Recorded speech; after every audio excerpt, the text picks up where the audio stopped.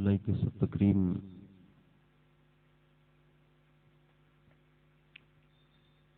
واجب الاحترام حضور پیر طریقت رہبر شریعت مخزن روحانیت گل گلزار قادریت ہمدرد قوم و ملت حضرت العلام سید محمد یونس میاں باپو بخاری دامت برکاتہم القدسیہ، ارد العزیز فاضل گرامی حضرت علامہ و مولانا احمد رضا صاحب قبلہ دامت برکاتہم العالیہ، بلبل باغ رسالت قاری خوش الہان حضرت سید محمد حسن علی باپو شیرازی دامت برکاتہم العالیہ، دیگر معزز باوقار علماء کرام، سادات کرام، برادران اسلام، خواتین اسلام و طلباء کرام، السلام علیکم ورحمۃ اللہ وبرکاتہ۔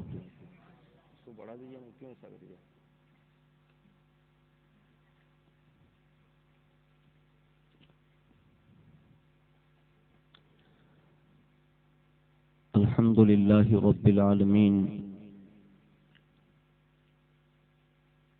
والعاقبۃ للمتقین والصلاة والسلام علی سید الانبیاء والمرسلین وعلى آلہ واصحابہ وازواجہ وذریاتہ واہل بیتہ وابنہ الغوث الاعظم الجیلانی ومعین الملت والدین وشیخ الاسلام والمسلمین اعلی الحضرت الامام احمد رضا وعلى عباد اللہ الصالحین اجمعین، اما بعد فاعوذ باللہ من الشیطان الرجیم، بسم اللہ الرحمن الرحیم، یا ایہا الذین آمنوا اتقوا اللہ وابتغوا الیہ الوسیلہ وجاہدوا فی سبیلہ لعلکم تفلحون، صدق اللہ العظیم وصدق رسولہ النبی الامین المختار الکریم ونحن علی ذلک لمن الشاہدین والشاکرین والحمد للہ رب العالمین۔ آئیے سب سے پہلے مذہب اہل سنت والجماعت یعنی کہ مسلک اعلیٰ حضرت کے قدیم دستور کے مطابق ہم سب کے آقا و مولا حضور سراپا نور سیدنا محمد رسول اللہ صلی اللہ تعالی علیہ وآلہ وسلم کی بارگاہ پر نور میں جی لگا کر درود پاک کی نظریں پیش کر لیں۔ اللہم صلی علی سیدنا مولانا محمد معدن الجود والکرم وعلی آلہ واصحابہ وبارک وسلم، صلاۃ و سلام علیک یا رسول اللہ صلی اللہ تعالی علیہ وآلہ وسلم۔ نبی اور آل نبی پر ایک بار اور محبت سے جی لگا کر درود شریف پڑھ لیں۔ اللہم صلی علی سیدنا مولانا محمد معدن الجود والکرم وعلی آلہ واصحابہ وبارک وسلم، صلاۃ و سلام علیک یا رسول اللہ صلی اللہ تعالی علیہ وآلہ وسلم۔ حصول برکت کے لیے پورا مجمع ایک بار اور محبت سے جی لگا کر درود شریف پیش کر لیں۔ صلی اللہ علی النبی الامی وآلہ صلی اللہ علیہ وسلم، صلاۃ و سلام علیک یا رسول اللہ صلی اللہ تعالی علیہ وآلہ وسلم۔ اللہ رب العزت کی توفیق سے اور اس کے پیارے محبوب صلی اللہ تعالی علیہ وآلہ وسلم کے صدق و طفیل بالخصوص پیر پیراں میر میراں قطب الاقطاب غوث الافراد سید الاولیاء والاتقیاء سرکار غوث الثقلین غوث اعظم دستگیر رضی اللہ تبارک و تعالی عنہ کی خصوصی نگاہ عنایت سے ماہ ربیع الاخر کی اس چھٹی شب میں ہم اور آپ شرکت کی سعادت حاصل کر رہے ہیں۔ اللہ رب العزت حضور سرکار غریب نواز اور حضور سرکار غوث پاک رضی اللہ تعالی عنہما کے صدقے میں ہم سب کی حاضری کو قبول فرمائیں اور اس حاضری کو ہم سب کی نجات کا ذریعہ بنائیں، اور جب تک بقید حیات رہیں ان دونوں بزرگوں کے فیوز و برکات سے اللہ ہمیں اور ہماری صبح قیامت تک آنے والی نسلوں کو بہرور فرمائیں۔ حضور سید سرکار پیر طریقت رہبر شریعت سید محمد اسماعیل میاں باپو قبلہ دامت برکاتہ القدسیہ تشریف لائے ہیں۔ نعرہ تکبیر اور رسالت سے استقبال کر لیں۔ نعرہ تکبیر، نعرہ رسالت، نعرہ حیدری، عشق و محبت، عشق و محبت، فیضان غوث اعظم۔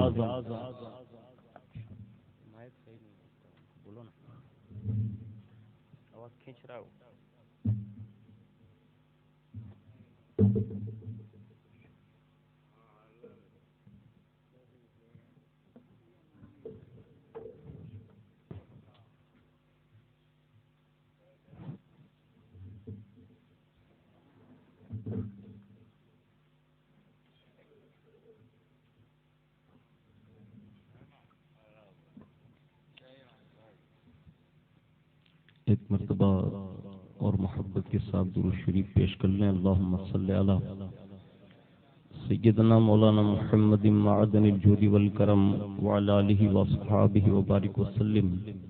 صلاۃ و سلام علیک یا رسول اللہ صلی اللہ تعالی علیہ وآلہ وسلم۔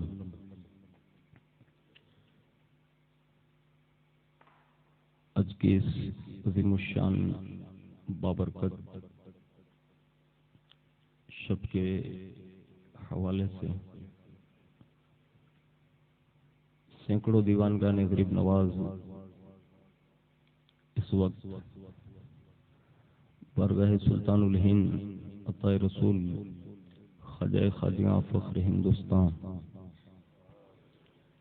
خواجہ معین الدین حسن المعروف سرکار غریب نواز رضی اللہ تعالی عنہ اپنا خیرات پیش کر رہے ہوں گے، اور اللہ نے ہم سب کو یہ توفیق عطا فرمائی کہ ہم اور آپ بھی جشن غوث الاعظم کے واسطے سے ہم اس عظیم المرتبت بارگاہ میں بھی اپنا خیرات پیش کریں گے۔ اللہ اس خیرات کو پیش فرما کر قیامت کے دن اللہ ہم سب کا حشر بھی ان جنتی چشتیوں کے درمیان فرمائیں۔ کسی نے بارگاہ غریب نواز رضی اللہ تعالیٰ عنہ میں خراج پیش کرتے ہوئے یوں کہا تھا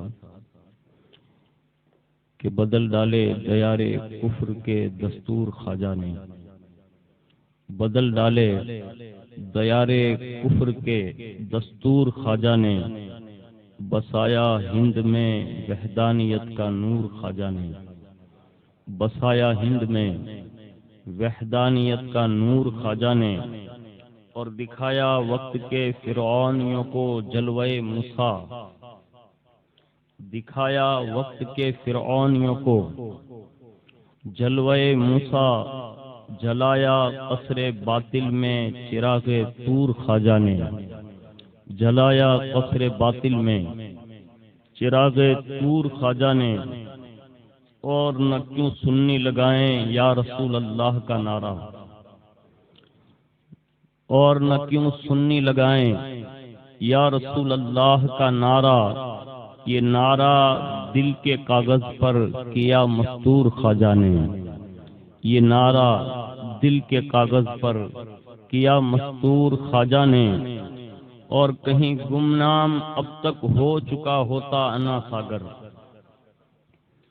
کہیں گمنام اب تک ہو چکا ہوتا انا ساگر، اسے کاسے میں لے کر دیا مشہور خواجہ نے، اسے کاسے میں لے کر دیا مشہور خواجہ نے، اور تکبر خاک میں سب مل گیا جے پال جوگی کا، تکبر خاک میں سب مل گیا جے پال جوگی کا، جلال حق سے اس کو کر دیا مقہور خواجہ نے، جلال حق سے اس کو کر دیا مقہور خواجہ نے، اور پڑی جب ہند پر ان کے قدم ناز کی تابش، پڑی جب ہند پر ان کے قدم ناز کی تابش، اندھیرا کفر کا فرما دیا کافور خواجہ نے، اندھیرا کفر کا فرما دیا کافور خواجہ نے۔ اور کسی اور نے بارگاہ سلطان الہند کو دیکھ کر، اور میرے خیال سے یہ اس واقعے کی وہ نشاندہی کر رہے ہیں کہ ایک زمانے پہلے اسی ہندوستان کی سرزمین پر ایک انگریز جب چکر لگاتا ہوا ہندوستان کا دورہ کرتا ہوا وہ اجمیر معلیٰ پہنچا، اور اس وقت حضور سلطان الہند خواجہ غریب نواز رضی اللہ تعالیٰ عنہ کے مزار پر جو بھیڑ دیکھی اور جو لوگوں کا ہجوم دیکھا، لوگوں کی امیدیں وابستہ دیکھی، لوگوں کی آہیں دیکھی، گریا دیکھا، زاری کرنا دیکھا، اور وہاں اپنی منتیں لے کر دست بستہ کھڑا ہونا دیکھا، تو وہ سارے ہندوستان کے دورے سے اتنا متاثر نہیں ہوا جتنا متاثر دربار غریب نواز رضی اللہ تعالیٰ عنہ کی اس کیفیت کو دیکھ کر ہوا۔ اور جب وہ واپس انگلینڈ پلٹا اور انگریزوں نے اس سے پوچھا کہ ہند گئے تھے تو کیا دیکھا، اس نے کہا دیکھا تو بہت کچھ، لیکن ایک جگہ ایسی دیکھی۔ یہ پورے ہندوستان کا وہ تاثر پیش کرتے ہوئے کہتا ہے کہ ہندوستان میں بہت ساری چیزیں دیکھی لیکن ایک چیز ایسی دیکھی، تو کہا کیا دیکھا؟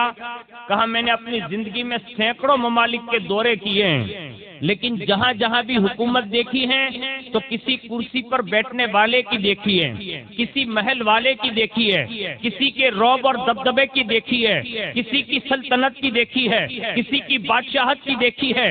یعنی جیتے جی لوگ حکومت کرتے ہیں اور میں نے ان کی سلطنتیں دیکھی ہے، بڑے بڑے بادشاہ کا رعب بھی دیکھا، سلطنتیں بھی دیکھی، ان کا دبدبا بھی دیکھا، اور ان کی ہیبت بھی دیکھی، ان کا جلال بھی دیکھا، ان کی شان بان اور آن بھی دیکھی، لیکن ہند کی سرزمین پر میں نے کوئی بادشاہ تو نہیں دیکھا، ایک سفید گنبد والا شہنشاہ دیکھا جو کرسی پر نہیں، محل میں نہیں، قبر میں لیٹا ہے، لیکن وہ لیٹے لیٹے ہر ہندوستان کے دلوں پر وہ حکومت کر رہا ہے۔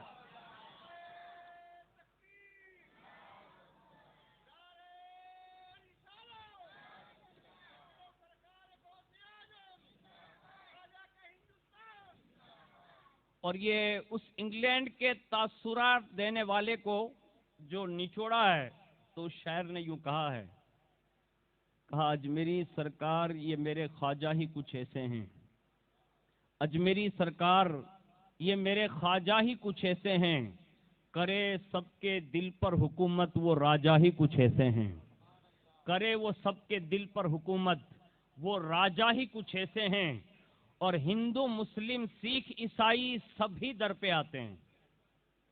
ہاں آج ہم اور آپ بھی جاتے ہیں، دوسرے لوگ بھی جاتے ہیں، لیکن جانے کا انداز کچھ یوں ہونا چاہیے جیسا کہ حضور بدر ملت علیہ الرحمہ نے اپنی کتابوں میں اور اپنی زندگی میں اس بات کو انہوں نے بارہا بیان کیا، اور ہمارے بزرگوں نے ان کی بات کو بطور دلیل جو ہے اپنی کتابوں میں نقل کیا ہے کہ حضور بدر ملت فرماتے ہیں کہ ایک بندہ اتنا بڑا مالدار، اتنا بڑا مالدار، دنیا کی ہر نعمت اس کے پاس ہے، اگر نہیں تھا نا تو ایک اولاد نہیں تھی، وہ بارگاہ غریب نواز میں حاضر ہوا، اپنی منتیں سماجتیں جو کچھ بھی تھی وہ ساری پیش کر دی۔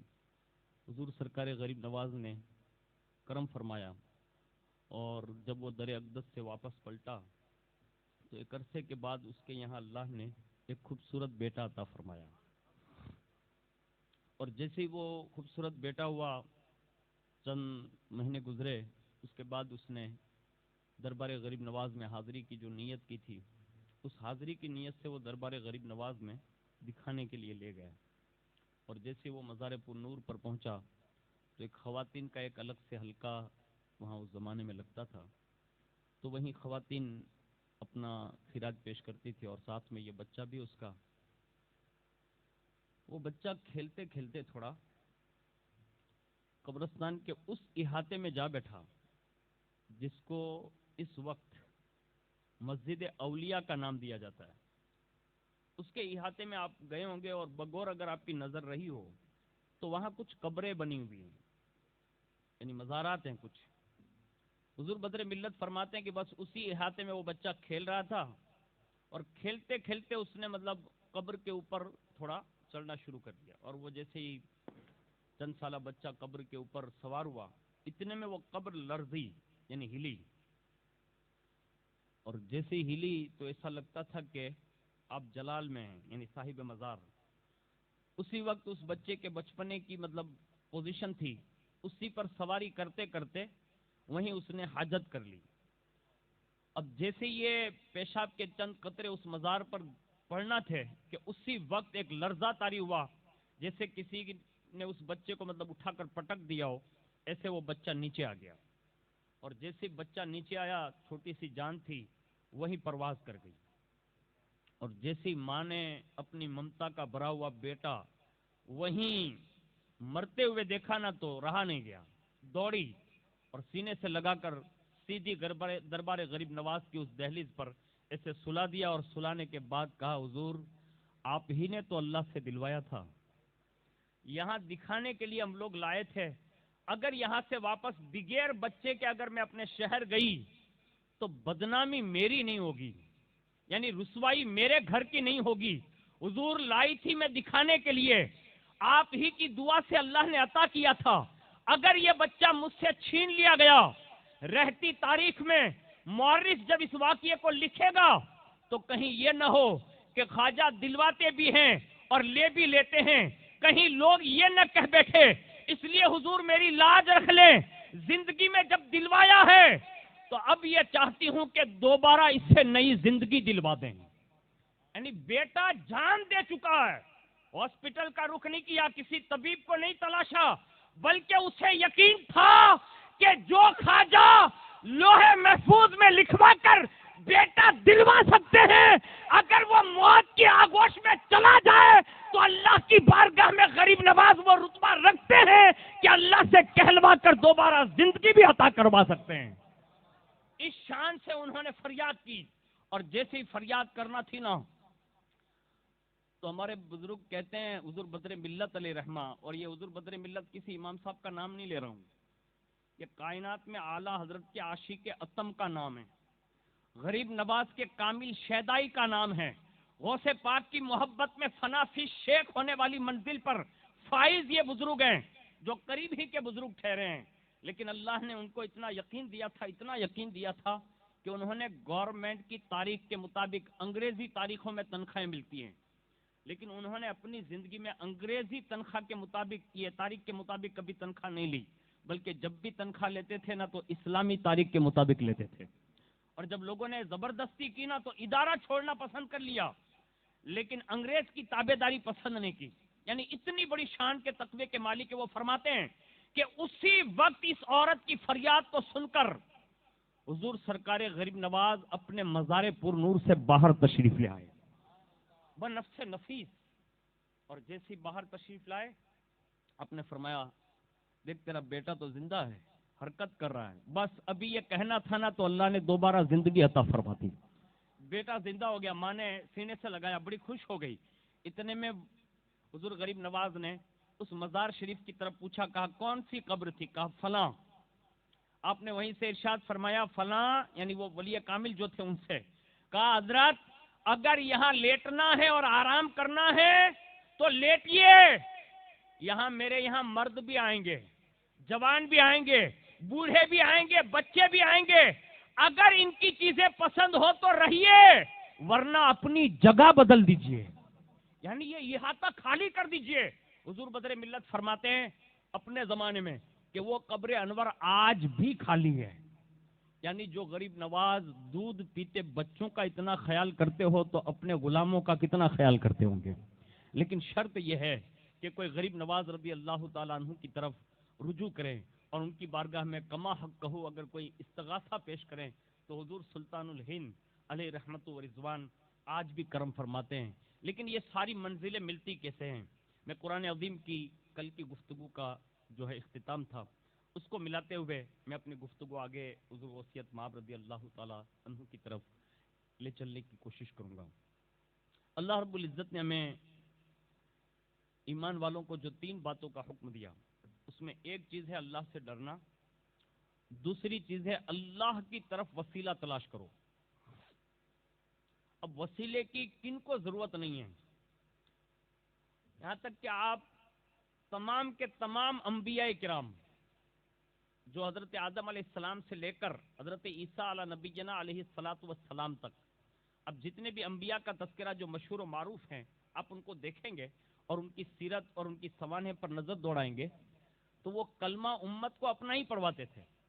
لیکن یہ تمام انبیاء کے لیے حکم یہ تھا کہ تمہارا کلمہ لا الہ الا اللہ محمد الرسول اللہ ہوگا.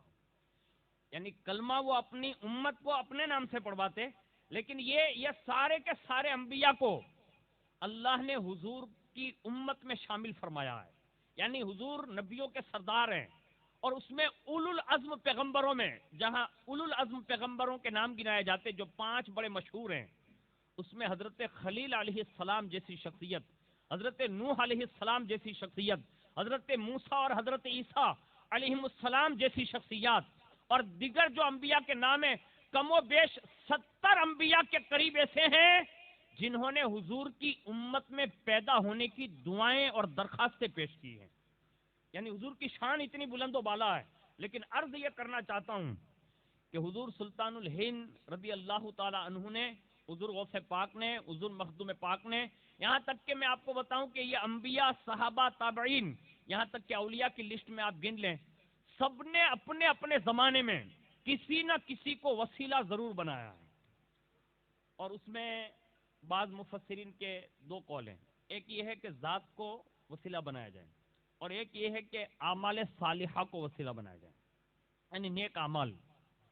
یقیناً ہم دونوں تفسیر پر آمنا صدقنا کرتے ہیں. ہمارے مفسرین جو اہل سنت والجماعت کے انہوں نے لکھا ہے یہ کہ اعمال صالحہ بھی وسیلہ بن سکتے ہیں. یعنی نیک کام اگر کوئی ہو تو اس کو پیش کریں تو ہو سکتا ہے اس کی وجہ سے اللہ کا قرب مل جائے. یہ اللہ کی شان ہے. لیکن بات جو عرض کرنے جا رہا ہوں نا کہ اعمال یقیناً 100% وسیلہ بن سکتے ہیں، اسی طرح ذات بھی بن سکتی ہے. لیکن اعمال جیسے نماز، روزہ، حج، زکوٰۃ پڑھتے سب ہیں، سنی بھی پڑھتا ہے، وہابی بھی یہ کام تو ضرور کرتا ہے، یعنی اعمال تو یہ بھی کرتا ہے. لیکن ہمارا اور آپ کا اعتقاد یہ ہونا چاہیے کہ نماز اگر آپ نے ابھی عشاء کی پڑھی ہے تو پڑھنا اسی نیت کے ساتھ چاہیے کہ اللہ قبول ہی فرمائے. لیکن اگر کوئی مجھ سے آ کے پوچھے کہ برکات ابھی عشاء کی نماز پڑھی قبول ہی ہے آپ کی، اب میرے پاس کوئی گارنٹی نہیں، آپ کے پاس کوئی گارنٹی نہیں. دنیا میں کوئی بندہ ایسا نہیں کہ جو یہ کہہ دے کہ میری عشاء کی نماز مقبول ہی ہے. اس لیے کہ قبولیت اور نامقبولیت یہ اللہ نے اپنے دست قدرت میں رکھا ہے. یہ ساری چیزیں جو پوشیدہ ہے نا کہ اعمال کی قبولیت کا معاملہ اور ناقبولیت کا معاملہ یہ اللہ نے راز رکھا ہے تاکہ بندہ کہیں اسی پر بھروسہ نہ کر لے اور عمل کرنا کہیں بند نہ کر دیں. اس لیے ہمارے بزرگ فرماتے ہیں کہ چھوٹی سی چھوٹی نیکی کرنا بھی مل جائے تو اسے کر لیا کرو، ہو سکتا ہے یہی قبولیت کا لمحہ ہو اور یہ ایک نیکی قبول ہو جائے اور اللہ اس ایک نیکی کی وجہ سے تمہاری مغفرت فرما دے. اور یہ ممکن ہے. ہمارے بزرگوں میں ایک بہت بڑی شخصیت ہیں حضرت سیدنا امام محمد غزالی رحمۃ اللہ تعالی علیہ، اپنے زمانے کے بڑے پائے کے تصوف کے بزرگ گزرے. ایک زمانے میں انہوں نے فلسفہ اور منطق جیسی چیزوں کو بھی انہوں نے جو ہے تصوف میں ڈھال کر رکھ دیا. یعنی لوگ جہاں علم کلام پر بحث و مباحثہ کرتے تھے وہاں امام غزالی نے کچھ کتابیں دے کر امت کو ایک تصوف کی راہ چلایا. اتنے بڑے امام گزرے اور تقریباً 500 کے قریب اس امت کو کتابیں دے کر گئے ہیں. لیکن جب ان کا وصال ہو گیا تو بعد وصال کسی نے خواب میں پوچھا کہ امام محمد غزالی کیا حال ہے آپ کا، یعنی اللہ نے آپ کے ساتھ کیسا معاملہ کیا؟ قربان جائیں، وہ نیک لوگ تھے، بڑے لوگ تھے، ہر نیکی میں پیشکش کرتے تھے. اب نیکی سنیے آپ. کہا آپ کے ساتھ اللہ نے کیا سلوک کیا؟ کہ الحمدللہ اللہ نے مجھے بخش دیا. تو کہا کہ ایسی کون سی نیکی ہے جس کی وجہ سے آپ کو بخش دیا؟ تو اس نے بڑھ چڑھ کر، جس نے خواب دیکھا نا، اس نے کہا جی جی حضور، آپ نے تصوف کو فروغ دیا، آپ نے کتابیں لکھی، اور تقوی، طہارت، پرہیزگاری، یہ ساری چیزیں وہ گنوا لیں۔ کہا یہ ساری چیزیں تو ابھی ایک سائیڈ میں رہیں۔ تو کہا میری نیکی سنتا جا جس کی وجہ سے غزالی بخشا گیا ہے، یعنی وقت کا امام جو تصوف کا وہ بخشا گیا نا، وہ سن۔ کہا وہ کیا تھا؟ کہا ایک بار کتاب لکھ رہا تھا، اب فرماتے ہیں کہ میں کتاب لکھتے لکھتے اچانک میری نظر کتاب کے اس کاغذ کے ورق پر پڑی نا، تو میرے اس کاغذ کے ورق پر ایک چیونٹی یعنی کیڑی ایسے گزر رہی تھی، اور جیسے ہی میں نے اس کو گزرتے دیکھا تو میرے دل میں خیال ہوا کہ لکھنے کا تو ڈسٹرب ہو ہی رہا ہے، تو ایک کام کرتا ہوں، اس کو پھونک مارتا ہوں، نیچے گرا دیتا ہوں۔ پھر دل میں خیال آیا نہیں، نیچے گرے گی تو اس کی منہ میں جو چیز ہے نا وہ ہاتھ سے نکل جائے گی اس کے، اور پھر اس کو تلاش کرنے میں بڑا عرصہ لگتا ہے، تو یہ نہ کروں۔ تو انہوں نے سوچا ہاتھ مار کر تھوڑا نیچے کر دیتے ہیں، تو سوچا ہاتھ ماریں گے نا تو کہیں وہ مر نہ جائیں، کیونکہ چونٹی ہے ہی ایسی چیز، لیکن اس چونٹی کو معمولی نہ سمجھیے گا، ہاں ہاں، اس لیے کہ چونٹی کی تحقیق جو ہے نا دنیا میں ابھی آ چکی ہے، سائنسدانوں نے جب بہت مشین لگائے نا، بہت مشین، پہلے اس زمانے کے کفار نے اس مسئلے پر اعتراض کیا تھا، جب اللہ رب العزت نے مچھر اور چونٹی کی مثالیں قرآن میں بیان کی نا، تو معاذ اللہ کفار یہ مذاق اڑاتے تھے، کہا اللہ کیا مکھی اور مچھر اور یہ چونٹیوں کی بھی مثالیں دیتا ہے؟ یعنی ایسی باتیں وہ کرتے تھے۔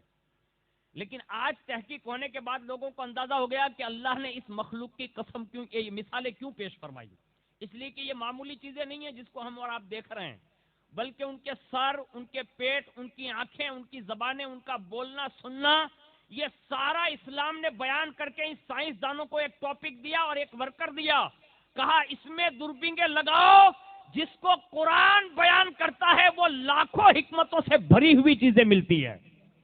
یہ چونٹیاں جو ہے نا، اس کو ہم اور آپ جو دیکھ رہے ہیں وہ ایسا نہیں ہے، ان کا ایک بہت بڑا مطلب میٹر ہے کہ جو ہم اور آپ دیکھ رہے ہیں اس سے کئی گنا زیادہ ان کی تعداد ہے، اور یہ اتنی بڑی تعداد میں ہونے کے باوجود بھی یہ بڑی حساس ہے، اور ان کی ٹیمیں اس شان کی مالکہ ہیں کہ ان کا ایک سربراہ کہہ دینا کہ نکل چلو تو ساری چونٹیاں ایک کے ساتھ نکل چلتی ہے۔ آج ہماری اور آپ کی حالت یہی ہے کہ ہم نے اپنے بڑوں کا کہنا ماننا بند کر دیا نا، اس لیے ٹھوکریں کھا رہے ہیں، اور یہ جانور بھی، یہاں تک کہ یہ مد مکھیاں جو ہوتی ہے ان کو بھی قرآن نے بیان کیا، اس میں بھی ایک سردارنی ہوتی ہے، یعنی ان کا پرمکھ، اور جب بھی کوئی مد کے چھتے کے قریب سے گزرتا ہے، آتا ہے، جاتا ہے، تو وہ سردار جو ہوتا ہے نا وہ ہر وقت ٹکٹکی باندھ کر دیکھ رہا ہوتا ہے، اور اس کا کام ہی یہی ہوتا ہے کہ چھتے پر کوئی حملہ نہ کرے۔ اور اسی طرح جب وہ رس چوسنے کے لیے سب نکلتے ہیں نا، تو سردار جہاں جہاں اڑتا ہے وہیں یہ مکھیاں اڑتی ہے، کبھی الگ الگ اڑتے آپ نے نہیں دیکھا ہوگا، اب چھتا اڑائیے آپ دیکھیے گا، ایک مکھی جدھر رک کرتے ہیں جو سردار پیچھے پیچھے سب جاتے ہیں، یعنی ان کی یونٹی اتنی مضبوط ہے۔ اور یہ چونٹی کی میں بات بتا رہا تھا، یہ چونٹی کو امام غزالی نے دیکھا تو سوچا کہ لاؤ اس کو ہٹا دیتے ہیں، تو سوچا کہ یہ مر نہ جائیں، تو پھر دل میں خیال آ گیا غزالی کرے گا کیا؟ تو ضمیر نے جھنجھوڑ کر کہا غزالی گزرتے دیر کتنی لگے گی، بیچاری بڑی مشکل سے رزق کہیں سے پائی ہوگی، رحم کرنا، گزر جانے دے۔ یہ دل میں خیال آیا، کہا گزر جانے دے، نہ ہاتھ لگایا، نہ پھونک ماری، نہ اسے کسی چیز سے ہٹایا، گزرنے دیا۔ اب چونٹی کے گزرنے میں دیر بھی کتنی لگتی ہے، تھوڑے لمحے ہوئے ایسے گزر کے نکل گئی نیچے۔ امام غزالی فرماتے ہیں کہ جب قبر میں پہنچانا تو رب نے فرمایا غزالی تو نے اس دن میری کمزور مخلوق پر رحم کیا تھا نا، آج تو کمزور ہے، میں طاقتور ہوں، یعنی اس وقت تو طاقتور تھا، کیڑی جو ہے وہ کمزور تھی، آج میں طاقتور ہوں، تو کمزور ہے، تو نے میری اس مخلوق پر رحم کیا تھا، صرف اسی وجہ سے میں نے تجھے معاف فرما دیا، باقی نیکیاں جو ہے اس کے تو درجات بڑھیں گے، لیکن سبب یہ بنا۔ اب آپ اندازہ لگا سکتے ہیں، ذرا غور کر سکتے ہیں کہ نیکی نیت دل کی بھی ہوتی ہے نا تو اللہ اس سے بھی قبول فرما لیتا ہے، اور جو لوگ رحم کرنا نہیں جانتے نا تو پھر ان پر ایسے مسلط بھی کیے جاتے ہیں۔ یاد رکھیے گا، میں جو رحم دلی کی بات کر رہا ہوں نا، یہ ہمارے بزرگوں نے بتایا، لیکن یہ کب ہوگا؟ یہ اسی وقت ہوگا جب ہمارے ہاتھ میں کوئی مضبوط وسیلہ ہوگا، تو اعمال جو ہے نا وہ قبول ہیں یا نہیں ہیں اس کی کوئی گارنٹی نہیں ہوتی، وہ اللہ جس کا چاہے وہ قبول فرما لیں اور وہ چاہیں تو نامقبول کر دیں۔ اور اس میں ہماری اور آپ کی بھی کچھ نہیں. یعنی کوئی بندہ یہ نہیں کہہ سکتا کہ میری قبول ہے اور اس کی قبول نہیں ہے، ایسا بھی نہیں ہے. اللہ جسے چاہے قبول فرما لے، جسے چاہے نامقبول فرما لے. لیکن اس کا مطلب یہ نہیں، جیسے مثال کے طور پر اعلیٰ حضرت رضی اللہ تعالیٰ عنہ کے دور میں ایک بندہ نماز اس طرح پڑھ رہا تھا تو اس کی کچھ غلطیاں اپنے رکوع سجدے وغیرہ میں کچھ دیکھی تو اعلیٰ حضرت نے اس کی اصلاح کی. تو اصلاح یہ تھی کہ غالباً وہ پیشانی لگا رہا تھا، ناک نہیں لگا رہا تھا. تو آپ نے فرمایا کہ بھائی اس انداز میں اگر آپ نماز پڑھتے ہیں تو یہ ناک جو ہے نا اس کا دبنا ضروری ہے اور یہ ہڈی تک مطلب دبنا ضروری ہے. بڑی مطلب آسانی کے ساتھ آپ سمجھا رہے تھے. اتنے میں وہ بھڑک گیا اور بھڑک کے کیا کہتا ہے کہ تم مولوی لوگ ہی یہی کہو گے نا کل سے. یہ کہا اس نے، کہا کل سے تم مولوی لوگ یوں کہو گے کہ سر کے بل سجدہ کرو، یعنی پیر اونچے کر لو اور سر کے بل سجدہ کرو. ابھی میں خالی پیشانی پہ سجدہ کر رہا ہوں، ناک نہیں لگائی تو نماز نہیں ہوگی. یعنی چلانے لگا. اور جب وہ چلانے لگا نا تو اعلیٰ حضرت فرمانے لگے کہ بھائی اس میں میرا کچھ بگڑا نہیں ہے، تو جتنا چلایا نا اس میں تیری خرابی ہے کہ آنے والے وقت میں تیری کوئی اصلاح نہیں کرے گا. یعنی تجھے کوئی صحیح سمجھ نہیں دے گا، اصلاح نہیں کرے گا. اور میرا کیا جاتا ہے، تو سر کے بل سجدہ کر یا کھڑے کھڑے رہ کے بھی خالی سجدہ کر، تو میرا کیا جاتا ہے. میرا تو فریضہ یہی تھا کہ میں نے غلطی دیکھی نا تو تجھے بتا دوں کہ تو غلطی کر رہا ہے. اس انداز میں بھی لوگ ہوتے ہیں. لیکن اللہ کی بارگاہ میں کچھ چیزیں ایسی ہیں جس کو ظاہر کر کے آپ کو بظاہر تو یہ کرنا ہی ہوگا. جیسے کچھ لوگ یہ کہتے ہیں وضو میں اگر غلطی بتا دوں تو لوگ یہ کہتے ہیں مولانا تمہارے تھوڑی قبول کروی. بھائی قبول نت کروی تو گٹر ماتھی وضو کرنی آؤ نے نل میں ہوں کم وضو کرے. یعنی مولانا اگر بتا دے کوئی مسئلہ کہ آپ کا یہ بٹن ہے نا وہ کھلا رہے گا اور یہ دو ہڈیاں جو اگر یہ ہے نا تو آپ بند کر لیں تو بہتر ہے اور ورنہ نماز مکروہ ہو جائے گی. یہ ہو جائے لے مولانا کل سے تم ایم کیا ہو گیا بس آخا برکو پیری نہ ہو. یہ مولانا کا مسئلہ نہیں ہے. ہم اور آپ یہ سمجھ رہے ہیں کہ یہ علماء بتا رہے نہیں، ان کا بتانے کا کام ہے. یہ سارے مسائل آپ کوئی بھی کتاب فقہ کی اٹھا لو اور خاص کر کے بہار شریعت وغیرہ کے جو مسائل ہیں یا فتویٰ رضویہ شریف عالمگیری وغیرہ کے، یہ علماء نے قرآن اور حدیث سے اخذ کیے ہیں. یہ کوئی ہماری اور آپ کی کتاب نہیں ہے. یہ جو بھی علماء بتائے نا اس میں آمنا صدقنا کہہ کر اگر فروعی مسائل ہیں باقاعدہ اس میں آپ کو پڑھ جانا چاہیے اور اس پہ عمل پیرا ہو جانا چاہیے. ہاں قبولیت کی جو آپ بات کر رہے ہیں نا کہ مولانا آپ کو قبول کرنی ہے اللہ کو قبول کرنی ہے، تو اس پہ میں ایک بات عرض کر دیتا ہوں. قبول تو مولانا یا ہماری یا آپ کی یہ تو کسی کو پتہ ہی نہیں. یہ تو اللہ نے راضی رکھا ہے، یہ تو کسی کو پتہ ہی نہیں ہے. لیکن سنیں، ایک بزرگ تھے بہت زیادہ مریدین معتقدین اور ان کے شاگردوں کی مطلب بڑی مشہور ایک زمانے میں شخصیت گزری. دریا کے کنارے کسی سفر پر تھے، نماز پڑھنے لگے اور جیسے ہی نماز میں سجدہ کیا نا تو غیب سے آواز آئی کہ 70 سال سے جو یہ عبادتیں کر رہا ہے نا اس میں سے ایک بھی سجدہ اب تک قبول نہیں ہوا ہے. جن کے سینکڑوں شاگرد ہیں، مریدین ہیں، معتقدین ہیں، وہ شیخ کامل تھے، ان کو یہ کہا گیا کہ سالوں سے جو سجدہ کر رہے ہیں ایک بھی قبول نہیں ہے. حیرت میں پڑ گئے ہو. یعنی اینڈ سجدے کی حالت ہے، نماز میں پیچھے مقتدی سارے طلبہ اور سارے مریدین ہیں. اب جیسے نماز سے سلام پھیرا نا تو ایک مرید آگے بڑھا اور کہا کہ حضور جب آپ کی قبول نہیں ہے تو ہماری کہاں سے قبول ہوتی ہوگی. لیکن شیخ کامل کس کو کہتے ہیں وہ جواب سنو. شیخ کہتے ہی اسی کو ہے. جیسے یہ سنا نا کہ مرید نے یہ سوال پوچھا کہ حضور جب آپ کی قبول نہیں ہے تو ہمارے سجدے کہاں قبول ہوں گے، تو فرمایا بھائی ایک بات پوچھوں. کہا جی. کہ یہ بتا نماز پڑھنے کا حکم دیا کس نے؟ تو کہا اللہ نے. تو کہا جب اس نے حکم دیا ہے کس کو دیا ہے؟ کہ ہم کو. تو کہا بندوں کا کام ہی ہے خالی سجدے کرتے رہنا. حکم اس نے یہ نہیں دیا کہ قبول کر لوں گا یہ کر لوں، نہیں، کرتے رہو، نماز قائم کرو. اب ہمیں یہ کرتے رہنا ہے، مسلسل اس پر قائم رہنا ہے کہ ہمیں سجدے کرتے رہنا ہے. بھائی قبول اور نامقبول یہ اس نے اپنے دستے قدرت میں رکھا ہے. وہ سما دے، وہ چاہے تو ٹھکرا دے، وہ چاہے تو قبول کر لے. ہماری تو عاجزی یہی ہے کہ اگر وہ زندگی بھر منع کرتا رہے نا کہ نہیں قبول ہے نہیں قبول ہے پھر بھی کرتا رہوں گا، یعنی یہ سجدے نہیں چھوڑوں گا. بس یہ مرید کو جملہ سنانا تھا نا تو دوسری آواز آئی اب تک تو قبول نہیں تھے لیکن یہ تیرے بھروسے نے ساری زندگی کے قبول فرما لیے. یہ بھروسہ ہے. آج ہم اور آپ جو ہے نا اس لیے دور بھاگتے ہیں کہ مولانا ہم نے تو فلانوں نے تھاوڑتوں ڈھیکڑوں نے تھاوڑتوں پوچھڑوں نے تھاوڑتوں نے. મારા બાપ અહીંયા એક નવો મોબાઈલ લંચ થાય ને તો ભરનો પેલો પેલો લઈ લે. મેં કે આમાં ઓપ્શનમાં કઈ ખબર પડે કે પડતી નથી પણ આહિસ્તા આહિસ્તા પડી જાય ને. તો મારા ભાઈ મોબાઈલમાં જેટલા ઓપ્શન છે ને એની કરતા નમાજમાં ઓછા ઓપ્શન છે. यानी 5 मिनट के वक्त में आपका बहुत सारी चीजें आप सीख सकते हैं. لیکن ہمیں اور آپ کو یہ فکر نہیں ہے. کیوں؟ اس لیے کہ ہماری کچھ کمزوریاں ہیں کہ اعمال کے معاملے میں ہم اور آپ بہت پیچھے ہیں. لیکن میں عمل کی بات کر رہا تھا کہ عمل وسیلہ ضرور ہے. اچھے عمل ہیں اخلاص کے ساتھ کیے گئے, اللہ اس کی برکتیں ضرور عطا فرماتا ہے, اور ہمارے بزرگوں نے اس کو بطور وسیلہ پیش بھی کیا ہے. لیکن ہم اعمال پر استقامت پذیر ہو کر ہم بظاہر خالی عمل پر بھروسہ نہیں کرتے. ہم بھروسہ کرتے ہیں تو محمد عربی پر کرتے ہیں, ہم بھروسہ کرتے ہیں تو صدیق اکبر کی صداقت پر کرتے ہیں, فاروق اعظم کی عدالت پہ کرتے ہیں, عثمان ذوالنورین کی سخاوت پہ کرتے ہیں, مولائے کائنات کی ذات والا صفات پر کرتے ہیں, امام حسن مصطفیٰ پر کرتے ہیں, حضرت امام حسین پر کرتے ہیں, اور قیامت تک آنے والی حسنی حسینی ان نسلوں پر کرتے ہیں. ہم قادریت پر بھروسہ کرتے ہیں, چشتیت پر بھروسہ کرتے ہیں, صابریت پر بھروسہ کرتے ہیں, اشرفیت پر بھروسہ کرتے ہیں. ان نمائندوں کو اس لیے ہم وسیلہ بناتے ہیں کہ اللہ نے ان کی مقبولیت کی سندیں دنیا ہی میں ظاہر کر دی ہے. جب اعمال میں کوئی کمی ہوگی تو کوئی اللہ والا سہارا دے گا, تو اللہ ہمیں بھی مقبول کر لے گا اور ہمارے اعمال کو بھی مقبول بنا لے گا. اس لیے ہم ان ذات والا صفات کا وسیلہ تلاش کرتے ہیں.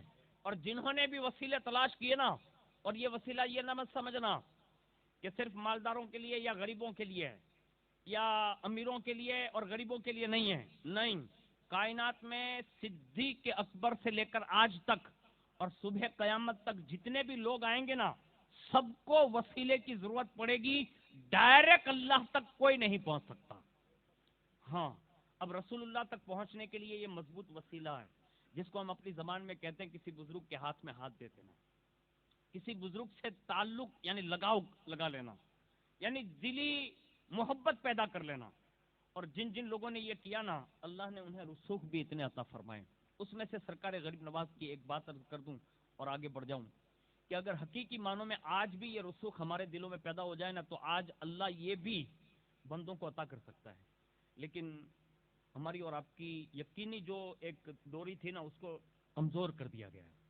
حضرت غریب نواز رضی اللہ تعالیٰ عنہ خود فرماتے ہیں کہ میں خواجہ عثمان ہارونی رحمۃ اللہ تعالیٰ علیہ کی بارگاہ میں مرید ہوا, اور مرید اس شان کے بنے کہ اس ایک دن کے مجاہدے میں 18,000 علم, یعنی 2 انگلیوں کے بیچ میں 18,000 علم دکھوائے.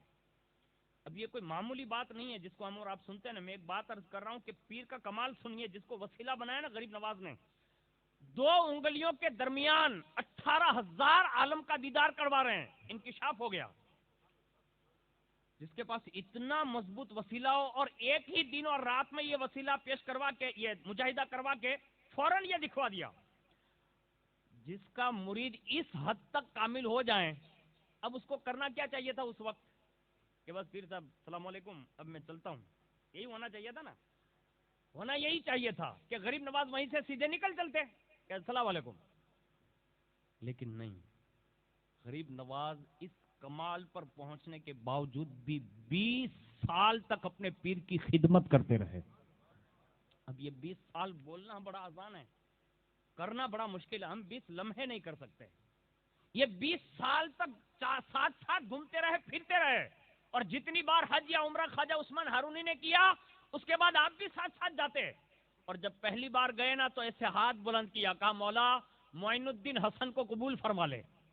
آواز آئی, قبول کر لیا. دربار رسول میں گئے تو کہا بیٹے سلام کرو, سلام کیا, جواب ملا. اب جس کے سلام پر رسول اللہ جواب عطا فرماتے ہو, کتنا بڑا کمال ہے. اتنے بڑے کامل ہونے کے باوجود بھی کہتے ہیں 20 سال تک اپنے پیر و مرشد کے ساتھ رہا. لیکن فرمانے لگے کہ میں اپنے پیر کے ساتھ ایک بار سفر میں تھا. عجیب اتفاق کہ وہ فرماتے ہیں کہ میں خواجہ صاحب کے ساتھ سفر کرتے کرتے میرے خواجہ کے جو دیار تھے وہی ہم لوگ واپس آ گئے, اور اچانک خواجہ صاحب کے امتحان کے لیے کچھ لوگ تشریف لائے, اور ان کی غرض یہ تھی کہ خواجہ عثمان ہارونی کا امتحان لے لیں. اب امتحان جو لینے آتا ہے نا, تو پھر کبھی کبھی نوازا بھی جاتا ہے, کبھی تباہ بھی ہو جاتا ہے, جس کی جیسی نیت ہو. لیکن امتحان کی غرض سے آئے کہ خواجہ عثمان ہارونی کو چیک کر لیں. اب وہ آئے 80 کے قریب لوگ, اور انہوں نے آتے ہی خواجہ عثمان ہارونی علیہ رحمہ سے کہا کہ حضور کھانا, تو کہا لنگر کا کھانا تو تقسیم ہو چکا ہے, لیکن بیٹھ جائیں، کھانے کا انتظام ہو جائے گا۔ وہ بیٹھ گئے۔ پھر وہ کہنے لگے جو آئے تھے، وہ کہا حضور کھانا وہ نہیں کھائیں گے جو آپ کا کوئی مرید لائے گا۔ کہا تو کہا ہم جو پسند کریں گے وہی کھانا کھائیں گے، یعنی ہر کسی کی پسند الگ الگ ہے، اب وہ جو زبان سے کہے وہ کھانا کھلانا ہوگا۔ اب جو خواجہ کے خواجہ ہو ان کی شان بھی بلند ہوتی ہے نا بھائی، جس کو غریب نواز نے پیر پسند کیا ہو، اب وہ خواجہ کتنے بڑے ہوں گے؟ تو کہا کوئی بات نہیں، گھبرائیے گا نہیں، آپ اپنے من میں جو ہے وہ خالی سوچ لیجئے کہ کھانا کیا ہے۔ اب سب نے اپنے اپنے من پسند کی ڈش پسند کر لی جو اس زمانے کے اعتبار سے چلتی ہوگی، سب نے طے کر لیا نا؟ تو کہا سب نے طے کر لیا۔ کہا بیٹھ گئے؟ کہا بیٹھ گئے۔ بس وہیں سامنے خواجہ عثمان ہارونی چلتے گئے جو صف میں بیٹھے تھے کھانا کھانے دسترخوان پہ، ایسے ہاتھ بلند کیے اور کہا اے اللہ یہ بندہ جو کھانا چاہتا ہے نا وہی عطا فرما دے، ایسے ہاتھ کر کے۔ اور جیسے بسم اللہ شریف پڑھی نا تو ایک پلیٹ آئی، پیش کی، دوسری بار کیا، دوسرے کو دی، جو پسند کا کھانا تھا نا وہ سب 80 لوگوں کو مل گیا۔ اور جب 80 کے 80 کھانا کھا چکے تو کہا سچ سچ بتانا سب کی اپنی پسند کا تھا کہ دوسرا بھی تھا؟ سب نے یک زبان ہو کر کہا خواجہ ایک ہی تھا جو پسند تھا نا، ہم سب کو اپنی اپنی پسند کا، تو مختلف پسندیں تھی تو ایسا ہی تھا جیسا ہمیں کھانا تھا۔ تو کہا جب اس جگہ کا کھانا کھا چکے ہو تو کلمہ پڑھنے میں دیر کیوں لگاتے ہو؟ یعنی وہ لینے امتحان کچھ اور آئے تھے، خواجہ چاہتے یہی تھے کہ پہلے کھلا دوں، وہاں کا لقمہ کھا لیں گے نا تو دل میں نور پیدا ہوگا۔ کھلایا، پھر کہا جب وہاں کا کھانا کھا چکے ہو تو جو تمہاری پسند کا کھانا اور لذت بھرا کھانا تھا تب کلمہ پڑھ کے مسلمان کیوں نہیں ہو جاتے؟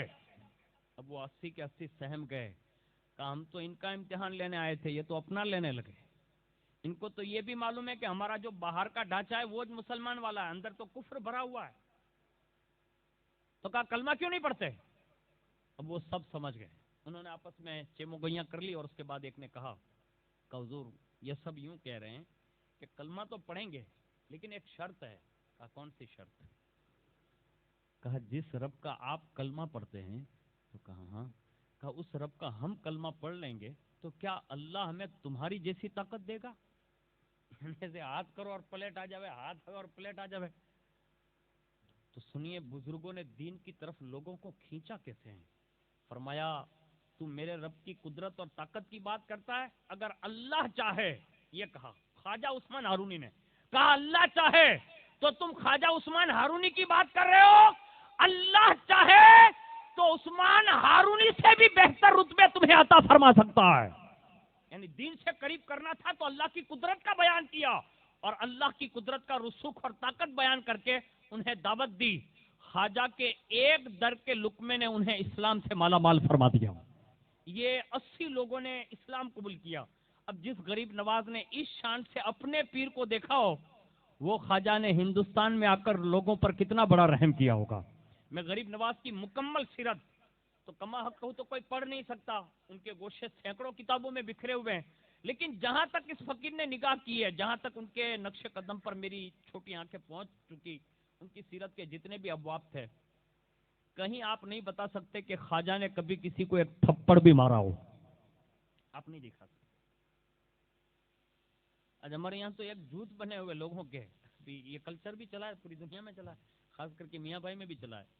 یاد رکھیے گا، جھوٹ بناؤ، یونٹی بناؤ، میں منع نہیں کرتا، ایک گروپ بناؤ، اچھا گروپ ہو، طاقت بھی آپ کے پاس ہونی چاہیے، آپ کے پاس کچھ ایسی چیزیں ہونی چاہیے جو آپ کا دفاع کر سکیں، نو ڈاؤٹ، اس میں اسلام منع نہیں کرتا۔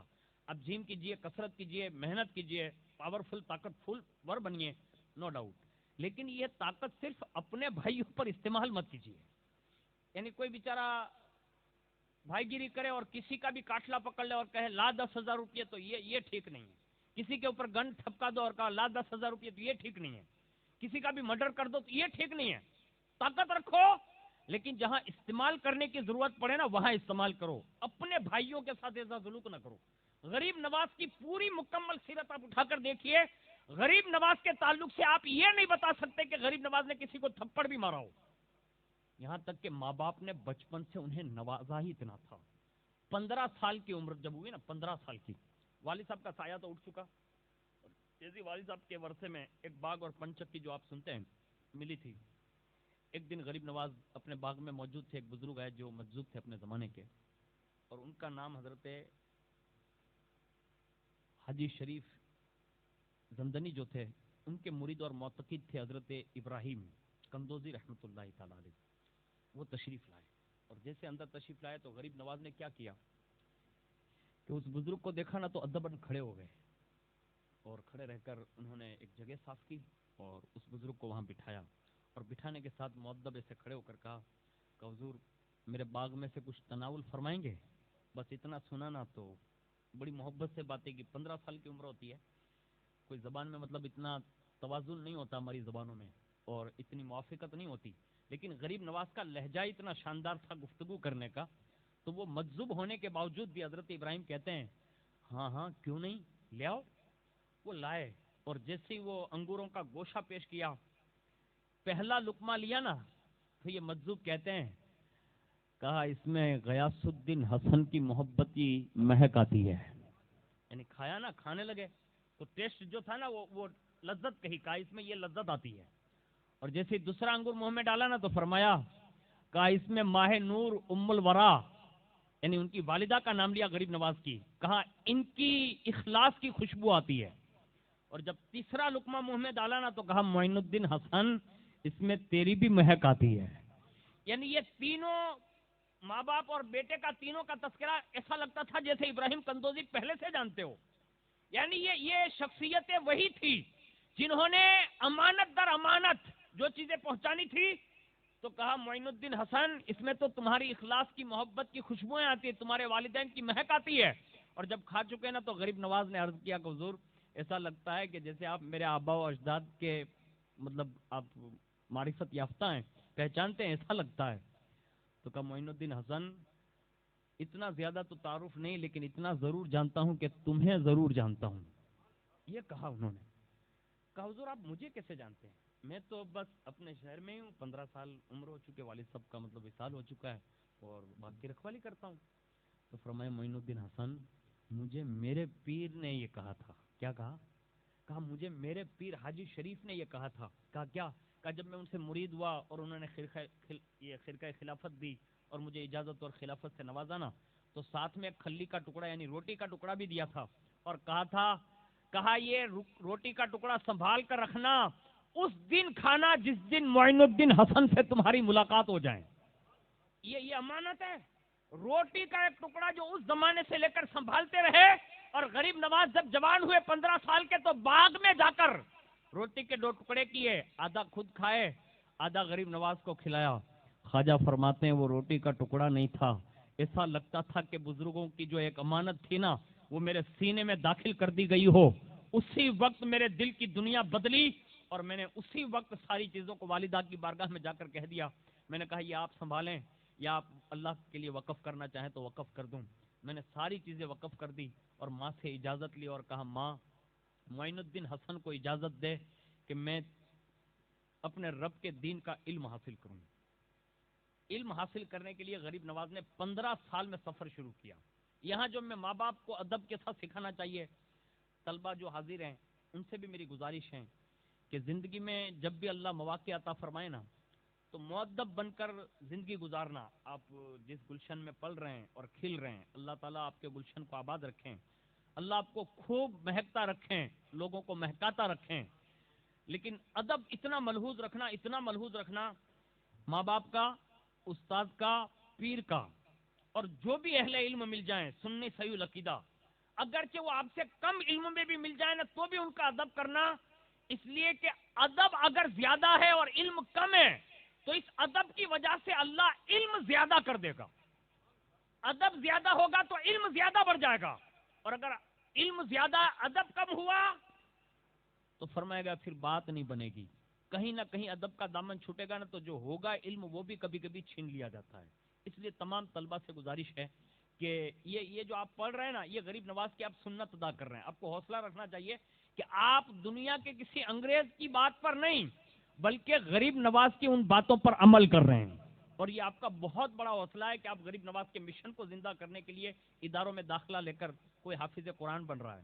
اللہ اکبر. غریب نواز رضی اللہ تعالیٰ عنہ نے بھی کم عمر میں بھی اپنے قرآن حفظ فرمایا. غوث پاک رضی اللہ تعالیٰ عنہ نے بھی فرمایا. بابا قطب الدین بختیار کاکی نے بھی فرمایا اگر میری معلومات مجھے کام کرتی ہے اور میرا مطالعہ اگر کام کرتا ہے طالب علم کی حیثیت رکھتا ہوں، تو اکثر ہمارے بزرگ جتنے بھی پہلے گزرے ان سب نے اولین ترین جو کام کیا نا تو وہ قرآن حفظ فرمایا، اور اللہ رب العزت نے ان کو وہ رسوخ دیا تھا، انہوں نے قرآن یاد کیا۔ آج بھی جو ہمارے بچے ماشاءاللہ دارالعلوم انوار مدینہ میں کئی بچے حفظ کر رہے ہیں، اور یہ کھمبالیا والوں، آپ کو جو یہ راستہ بھی کھلا ہوا نظر آئے نا 2 سال کے بعد، آپ یقین جانیں کہ اللہ رب العزت ان بچوں کے لیے انتظام فرماتا ہے، یہاں تک کہ سمندر میں مچھلیاں اور چیونٹیاں یہ جو ان کے لیے دعا کرتے ہیں، اس کی وجہ بھی یہ ہے کہ مچھلی کو بھی رزق ملتا ہے نا تو ان بچوں کی وجہ سے ملتا ہے جو یہ دارالعلوم میں پڑھتے ہیں۔ آپ کو اور ہمیں بھی چاہیے کہ ان کی رضا کے لیے جو بھی موقع آئے نا آپ ضرور کرنا، اس لیے کہ ایک حافظ قرآن جب مکمل قرآن کر لیتا ہے نا تو آپ یقین جانیں کہ اللہ رب العزت قیامت کے دن اسے اختیار دے گا، اور کہا جائے گا کہا یہاں سے تو پڑھتا جا، اور جہاں تک تو پڑھتا جائے گا جنت میں داخل ہو کے کہا جائے گا جہاں تک تو پڑھتا جائے گا اور جہاں قرآن ختم وہاں تک جنت تیری ہے۔ یعنی اتنا لمبا چوڑا حساب ہوگا جنت کا، وہ ایک حافظ قرآن کے حوالے ہوگا۔ اب آپ اندازہ لگا سکتے ہیں کہ 6666 آیتیں ہیں، اب وہ ایک ایک قدم پر بھی اگر پڑھتا جائے تو آپ قدم ناپ لیجئے۔ اور میں کوئی جام کھمبالیا کی روڈ چٹ زمین کی بات نہیں کر رہا ہوں، یہ اس زمین کی بات کر رہا ہوں جو ایک بار دی جائے گی پھر کبھی واپس نہیں لی جائے گی، ہمیشہ ہمیشہ کے لیے دی جائے گی، پھر اس میں فنا نہیں ہے، پھر بقا ہے۔ یہ وہ لوگ ہیں جن کی اللہ شفاعت قبول فرمائے گا، ان کے ماں باپ کے حق میں اللہ انہیں وہ رتبہ دے گا کہ صرف ان کی پڑھائی کی وجہ سے اللہ قیامت کے دن ان ماں باپوں کو وہ تاج عطا فرمائے گا کہ اس تاج کی رونق کے سامنے چاند اور سورج کی رونق کم نظر آئے گی، یعنی اتنا خوبصورت تاج دے گا۔ تو آپ سے بھی گزارش ہے، آپ کے بچے اگر پڑھتے ہیں تو لائی کے مبارکباد ہے، نہیں پڑھتے ہیں تو جن کے بچے پڑھتے ہیں ان کے ساتھ اچھا سلوک کریے اور ادارے کے ساتھ مل جل کر کام کیجیے، جیسے جیسے مواقع آئیں ان کے ساتھ کھڑے رہیے، ان بچوں کو خوش کیجیے، اس لیے کہ یہ ہمارے اور تمہارے مہمان نہیں، ڈائریکٹ مدینۃ الرسول مصطفیٰ جان رحمت کے مہمان ہیں۔ اب ظاہر سی بات ہے میں آپ کا مہمان اس وقت یہاں ہوں، میں سے کمبالیا سے گزرتا ہوں اور کوئی مجھے جھاپٹ مار دے یا کوئی میرے ساتھ بدسلوکی کرے یا کوئی بھی میرے ساتھ ایسا ویوہار کر دے تو آپ کو کتنا دکھ ہوگا کہ ہمارے مہمان کے ساتھ ایسا سلوک لوگوں نے کیا، بلا تشبیہ اور تمثیل کے۔ یہی سمجھانا چاہتا ہوں کہ جب کھمبالیا میں ہمارا کوئی مہمان میرے جیسا ایک دم عام بندہ ہے تو آپ کے دل پہ یہ چوٹ گزرتی ہے، مجھے بتاؤ اگر کوئی میرے ساتھ اچھا سلوک کرے تو آپ کا دل کتنا خوش ہوگا کہ وہ برکتی بیچارو حالین جاતો تو અને ફલાણા 4 વ્હીલ વાળાએ બેહાડીને ત્યાં સુધી પહોંચાડી દીધા ને હું ફોન કરીને કહું જાવેદભાઈને યુનુસ બાપુને કે એક ભાઈ મળ્યા હતા ને માશાઅલ્લાહ તમારા બધાના દોસ્તારના વ્રત વાળા હતા અને મને બસ સ્ટેન્ડ સુધી 4 વ્હીલમાં લઈ ગયા તો બાપુ ખુશ થાય એ જ્યારે મળશે તો યાદ દેશે કે તમે અમારા મહેમાન સાથે સારું કર્યું। बस आप भी जब भी बच्चों के साथ अच्छा सलूक करोगे ना, ये कुछ दें या न दें, मक्कीने गुंबदे खजरा तुम्हें जोलियां भर भर कर अता फरमाएंगे।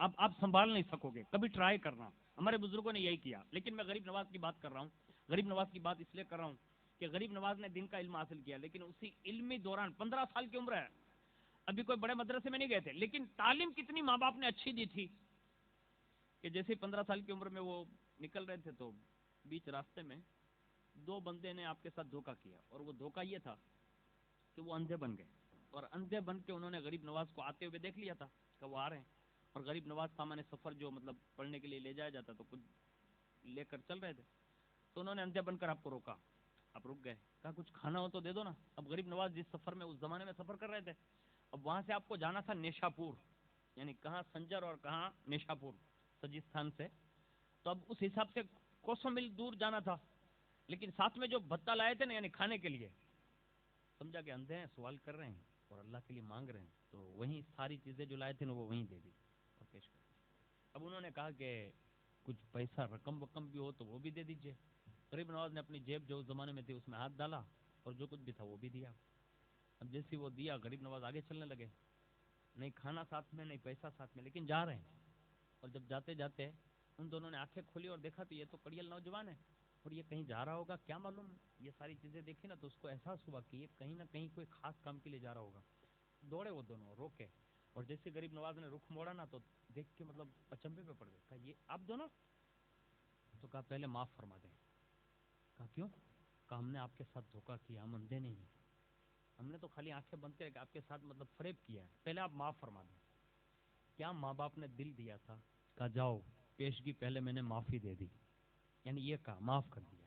آج ہم اپنے سگے باپ کو معاف نہیں کرنا چاہتے، آج سگا باپ بھی بیٹے کو معاف کرنے کے لیے تیار نہیں ہے، گھر گھر میں آگ لگی ہوئی ہے۔ ماں باپ سے بھی گزارش ہے اپنے بیٹوں کے حقوق کا بھی خیال کرنا، اور بیٹوں سے بھی گزارش ہے کہ اپنے ماں باپ کے حقوق کا بھی خیال کرنا۔ بیٹے کے لیے اس حد تک جو حکم ہے نا کہ اگر آواز بلند ہو جائے گی نا تو اعمال برباد کر دیے جائیں گے، ایسے ہی ماں باپ کو بھی چاہیے کہ اپنے بچوں کے حقوق کا خیال کرتے ہوئے ان کی بھی دل شکنی نہ کرنا، کہیں ایسا نہ ہو جائے کہ ان کے دل ٹوٹ گئے نا تو کہیں اللہ تمہاری بھی پکڑ نہ کر لیں۔ یہ نہ سمجھے کہ آپ ماں باپ ہیں تو بس جو چاہیں کریں، نہیں، شریعت نے جو ان کے حقوق ادا کرنے کے لیے کہا ہے وہ تو آپ کو کرنا ہی پڑے گا۔ لیکن بات عرض کر رہا تھا کہ غریب نواز رضی اللہ تعالیٰ عنہ نے پہلے ہی معاف کیا، اور جیسے معاف کیا نا تو وہ دونوں ڈاکو جو ہے کہنے لگے کہ حضرت آپ نے معاف کر دیا؟ کہا معاف کر دیا۔ حضرت ایک کام کریں، کہا کیا؟ کہا کھانا تو ٹھیک ہے تھوڑا بہت ہے تو ہم لوگ کھا لیں گے، لیکن آپ کیا کریں گے؟ کیا جواب تھا؟ ماں باپ نے کتنا 15 سال میں نکھار دیا تھا۔ ارشاد فرمایا نادانو، جب تم لوگوں کے ساتھ فریب کرتے ہو تو اللہ تمہارا جنگل میں انتظام کر سکتا ہے، تو میں حسن دین کی مدد کے لیے جا رہا ہوں۔ یعنی تم لوگوں کو دھوکہ دے رہے ہو تو اللہ تمہیں میرے ذریعے سے ہی صحیح، اگرچہ تم نے دھوکہ کیا لیکن کھانا تو ملا نا۔ جب اللہ تم ڈاکوؤں کو دے سکتا ہے تو کیا مجھ حسن کو نہیں دے گا؟ یعنی میں جس کام کے لیے جا رہا ہوں اچھے کام کے لیے، میری فکر نہ کریں، آپ کھانا کھا لیں، آپ اپنا کھانا رکھ لیں۔ تو کہا حضرت کھانا نہ صحیح، یہ رقم تو لے لیں، سفر بڑا دور کرنا، آپ کو کہاں جانا؟ کا نیشا پور کا، وہ تو بڑا دور ہے۔ غریب نواز مسکرائے فرمائے کہا آپ میری فکر نہ کریں، کچھ تو دور ہے نا؟ کہا ہاں۔ کہا رقم کی ضرورت پڑتی نا؟ کہا ہاں۔ کہا تمہیں یہ رقم کہاں سے ملی؟ کہا آپ سے۔ کہا انتظام کس نے کر دیا؟ کہا اللہ نے۔ تم نے جب دھوکہ کیا رقم کا تمہارے لیے انتظام ہو سکتا ہے تو مجھے بھی جہاں رقم کی ضرورت پڑے گی نا تو میرا پروردگار میرے لیے بھی انتظام کر دے گا۔ یعنی یہ 15 سالہ عمر میں آپ کا اخلاق یہ تھا اور زبان میں یہ اثر تھا۔ جب یہ دونوں نے یہ سنا نا تو وہیں کھانا بھی رکھ دیا، رقم بھی رکھ دی، اور ایسے پیر پکڑ لیے۔ کہا حضور پہلے توبہ کروا دیں آپ۔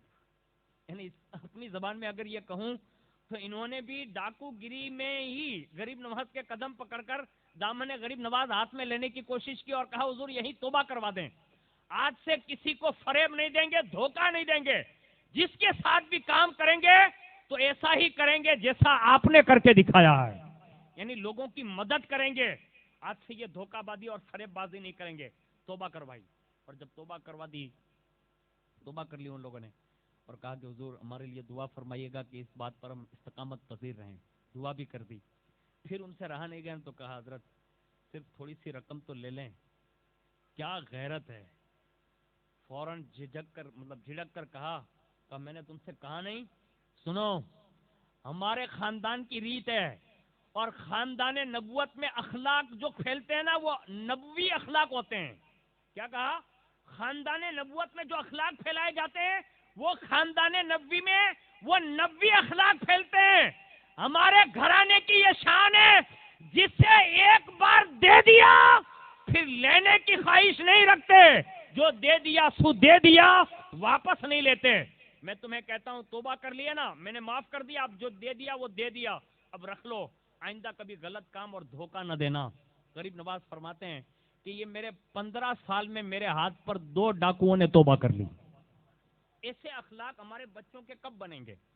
جب ہمارے پاس ایسا وسیلہ مضبوط ہوگا، یہ ہمارے ماں باپ بھی مضبوط ہوں گے، اخلاق مند ہوں گے۔ یہی غریب نواز نیشا پور پہنچ گئے۔ جب سفر کر کے گئے نا تو ایک بادشاہ وہاں کا جو تاجر تھا نا، سلطان وہ زمانے کا، انہی کے ساتھ نیشا پور تک ان کی رسائی ہو گئی، اور جیسے ہی وہاں پہنچ گئے تو وہاں گئے نا تو مسجد جو تھی نا بڑی ویران تھی نیشا پور میں، اور غریب نواز خود بیان کرتے ہیں کہ دھول لگی ہوئی تھی۔ میں نے اذانیں کئی، عصر کی، مغرب کی، عشاء کی، جب عشاء کی نماز پڑھ رہا تھا نا تو عصر میں 5 بندے آئے تھے، مغرب میں 3 آئے، عشاء میں تو ایک بھی نہیں آیا۔ اور لوگوں سے میں نے جب پوچھا تھا نا، لوگ یہ کہتے تھے کہ یہاں کچھ لوگ آتے ہیں جوانوں کو مار دیتے ہیں، اس لیے ہمارے بستی میں سے کوئی باہر نکلتا نہیں ہے۔ میں بھی آپ سے ایک سوال پوچھتا ہوں، سچ سچ بتانا، یہاں کتنی مسجد ہے؟ زور سے بولو نا۔ 10 مسجد۔ آیا مسجد میں آپ جائیے تو کوئی گردن ماری دے؟ زور سے بولو، اور زور سے نہیں، منے تو لگے کوئی ڈاکو باکو آتا جائے نا گردن ماری دیتا ہے۔ نہیں نا. غریب نواز فرماتے میں اس شہر میں پہنچا جہاں جوان اگر عشاء کی نماز پڑھنے آتا تھا تو لوگ گردن مار دیتے تھے. اور بوڑھوں نے مجھے عصر میں بھی سمجھایا، مغرب میں بھی سمجھایا کہ ہمارے گھر چلو وہیں نماز پڑھیں گے، یہاں کسی کا بھروسہ نہیں، یہاں لوگ گردن مار دیتے ہیں. اس وقت ان بوڑھوں کو غریب نواز نے جو درس دیا تھا نا وہ سننے کے قابل ہے. ارشاد فرمایا میرے بزرگوں میری جان کی فکر نہ کرو، جب وہ سجستان سے لے کر نیشا پور تک اس شان سے پہنچاتا ہے تو میری جان کی حفاظت کا بھی ذمہ اسی نے لیا ہے. اب میری فکر نہ کریں، جان اللہ کے دستے قدرت میں ہے. جیسے یہ کہا نا تو بوڑھے تو مغرب میں چلے گئے، عشاء کی نماز ہوئی نا تو غریب نواز فرماتے میں نے اذان دی، اور اذان دینے کے بعد جب میں نماز پڑھنے لگا نا عشاء کی، اب فرماتے ہیں کہ اس وقت باقاعدہ میں نے ابھی پہلی رکعت یا دوسری رکعت تھی غالباً دوسری رکعت میں سورہ حشر کا آخری رکوع پڑھ رہا تھا، اور جیسے میں نے سورہ حشر کا آخری رکوع شروع کیا اتنے میں آہٹ محسوس ہوئی کہ کوئی آ گیا اندر مسجد میں، لیکن وہ آہٹ کے بعد فوری طور پر سناٹا چھا گیا. اور جیسے میں نے نماز سے سلام پھیرا نا تو مجھے ایسا لگتا تھا کہ میرے قرآن پڑھنے نے ان کو سہما کر رکھ دیا تھا. یعنی وہ آنے والے کوئی اور لوگ نہیں تھے، ڈاکو تھے.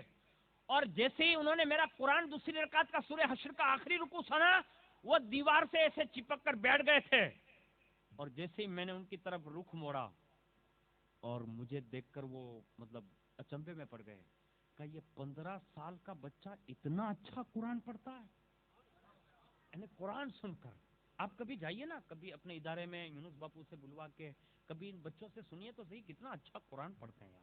آپ کبھی ان سے نعت سنیے، کبھی ان کے بیانات سنیے، آپ کو موقع ملے نا تو آپ کو جانا بھی چاہیے اور یہ کچھ کرنا چاہیے، اور بچوں کی رغبت کے لیے بھی کچھ کرنا چاہیے تاکہ یہ بچوں کے حوصلے اور مضبوط ہو جائیں. اس لیے کہ یہ کھڑے کہاں رہیں گے ہماری مسجدوں کے مسلوں پر ہی نا، جب یہ اور اچھا قرآن پڑھتے ہو جائیں گے اور اللہ ان کے قرآن کے نور کی برکت سے اللہ ہماری آنے والی نسلوں کے ایمان اور عقیدے کی بھی حفاظت فرمائے گا. یہ چند لوگ جو تھے نا وہ سہم گئے. غریب نواز فرماتے میں نے 3 سطر کا خطبہ دیا، یعنی 3 لائن کا. پہلا یہ میں نے کہا اللہ نے جب توفیق دی ہے تو مسجد تک آ گئے ہو تو انتظار کس بات کا، میں نے مسجد صاف کر کے رکھ دی ہے، جلدی وضو کرو اور نماز پڑھ لو. بس پہلی سطر یہ تھی. آج کتنے میں تقریر ہے؟ چھٹی. کتنے میں تقریر ہے؟ زور سے. چھٹی. اب میں تو یونس باپو کو پوچھوں گا نہیں کہ کتنے نمازی پڑھیں، لیکن میں خود آ کے دیکھ کے گیا ہوں کہ جو وہی پرانے لوگ بوڑھے ہیں نا وہی نماز پڑھتے ہیں. جمعہ مسجد میں بھی ہمارے مولانا صابر صاحب ہیں، ان کو بھی پوچھنے کی ضرورت نہیں مجھے. میں آپ سے پوچھتا ہوں کہ غریب نواز رضی اللہ تعالیٰ عنہ 15 سال میں ڈاکوؤں سے کہتے ہیں نا کہ نماز پڑھو تو وہ بھی پڑھنے لگتے ہیں. یعنی اس زمانے کے لوٹ مار کرنے والے لوگ بھی نمازی تو ضرور تھے کہنے پر، اور جیسے کہا نا تو وہ فوراً تیار بھی ہو گئے، وضو بھی کیا، نماز بھی پڑھی. اور جیسے نماز سے سلام ان لوگوں نے پھیرا نا تو غریب نواز نے فرمایا اب میری 2 باتیں اور سن لو. کہا کیا؟ کہا یہ کیوں کرتے ہو ظلم؟ تو کہا فلاں بادشاہ ہے نا سلطان. کہا ہاں. کہا یہ پورے شہر والے ان کے شیدائی ہے اور ہم نہیں چاہتے کہ ان کا کوئی شیدائی ہو. غریب نواز نے تعلیم دیتے ہوئے فرمایا وہ بادشاہ جو ان لوگوں کے ساتھ اچھا سلوک کرتا ہے نا، کہا ہاں. کہا آج سے تم بھی کرو، یہ لوگ تمہارے بھی شیدائی بن جائیں گے. یعنی یہ درس دیا غریب نواز نے پوری زندگی. یہ بچپن سے لے کر پوری زندگی آپ درس دیتے رہے. غریب نواز کی سینکڑوں زندگی کے واقعات ہیں جو ہمارے لیے اور آپ کے لیے سب کے لیے درس عبرت ہیں. جتنا بیان کیا جائے گا اتنا کم ہوگا، لیکن آپ سے گزارش ہے کہ اس آیت کے 2 ورق میں نے بیان کر دیے، ایک اللہ سے ڈرنے کے معاملے میں اور ایک وسیلہ مضبوط تلاش کرنے کے معاملے میں. کل اگر اللہ نے توفیق دی تو مجاہدہ کرنا جس کو کہتے ہیں نا، جس میں تکالیف ہوتی ہے، اس حوالے سے اللہ نے توفیق دی تو غوث پاک کے کچھ مجاہدات اور غوث پاک کے کچھ خطبات آپ کے سامنے عرض کرنے کی سعادت حاصل کروں گا. وما علینا الا البلاغ. السلام